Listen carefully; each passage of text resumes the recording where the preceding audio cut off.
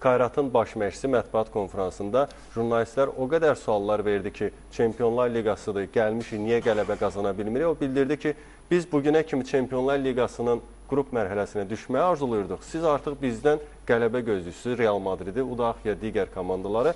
Nurlan, sanki biz siz necədir? Bizdə də sanki bir Azərbaycanlı övladı deyək, Azərbaycanlı hansısa bir kənddən, rayondan çıxan Azərbaycanlı uşaq gedir, tutam ki, Cambridge-də oxuyur, universitetdə oxuyur, ora daxil olub, ora qəbul olub, orada oxuyur və biz onun İngilis dilisi yüksək səviyyədə deyil, mental yanaşması o deyil, dil bilmir, belə deyək, yerli qidalarla qidalana bilmir və biz həmin uşaqdan daim uğur istəyirik, daim əlaçı olmalı. Halbuki bir müddət əvvəl onun Cambridge-də oxumasını biz böyük uğur kimi qiymətləndirirdik. Bugün Qarabağda elədi. Yəni ora düşüb və biz artıq istəyirik ki, Qarabağ top olsun. Qarabağ Napolini udmalıdır, Chelsea-ni udmalıdır. Yoxdur futbolda belə şey.